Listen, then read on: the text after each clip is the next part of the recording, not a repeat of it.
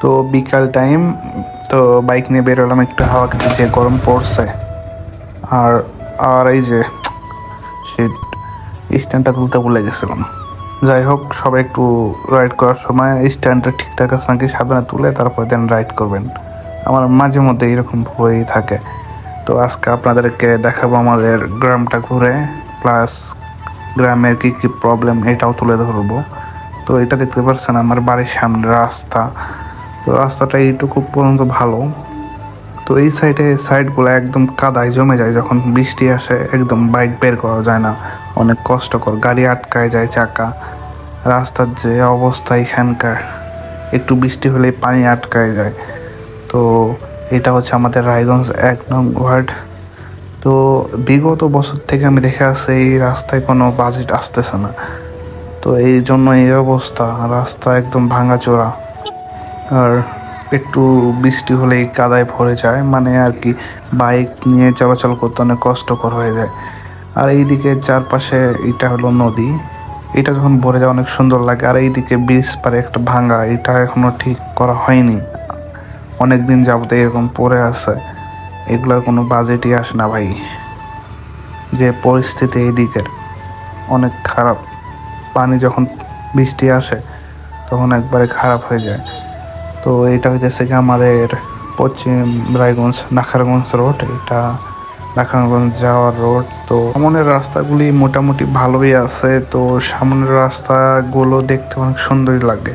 সামনে একটা রাস্তা আছে, এগুলার ভিউ অনেক সুন্দর, চারদিকে একটা ন্যাচারাল ভাইব পাওয়া যায়। এদিকে বিকেল টাইমে বের হইতে পারেন আপনারা সবাই। তো এই পাশে রাস্তাটা দেখতে পাচ্ছেন, চারপাশে বাড়ি, এই এই সাইডে নদী, ক্ষেত, আর এই ভিউটা জাস্ট ওয়াও এই রাস্তার। তো এইরকম অনেক রাস্তায় আছে এদিকে, অনেক সুন্দর লাগে। আবার অনেক প্রবলেমও আছে, অনেক জায়গায় ভাঙা গর্ত, এগুলা আশা করি ঠিক হয়ে যাবে। এইদিকে রোডটা মোটামুটি ভালোই আছে ওই দিকের তুলনায়। আর হইতেছে গিয়া সামনে আরেকটা রাস্তা আছে, অনেক সুন্দর লাগে, দাঁড়ান একটু ওয়েট করেন, দেখতে পারবেন। এইদিকের যা ভাঙা রাস্তায় দেখেন কিভাবে গাড়ি চলতেছে, একটা গাড়ি ঢুকলে আর সাইড দিয়ে রাস্তা নেই, কি যে একটা অবস্থা, বিরক্তিকর। আর সামনে রাস্তাটা অনেক ভালোই আছে, এগুলা রাস্তা।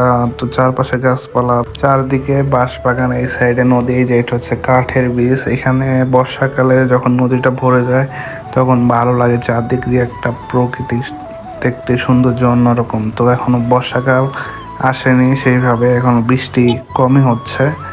তো দেখতে পাচ্ছেন এই পাশের রাস্তা দিয়ে বাইক আসতেছিল, আমি হুট করে ঢুকে গেছিলাম। তো যারা এইরকম মোড়ে বা ইয়াতে যাবেন, এই যে স্লো করে নেবেন গাড়িটা, আর মোড়ে সবসময় তো স্পিড স্লোই রাখবেন।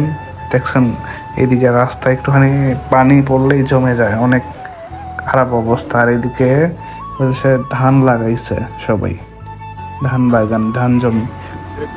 আর সামনে হইতেছে গিয়া নতুন বাজার যাওয়ার রাস্তা।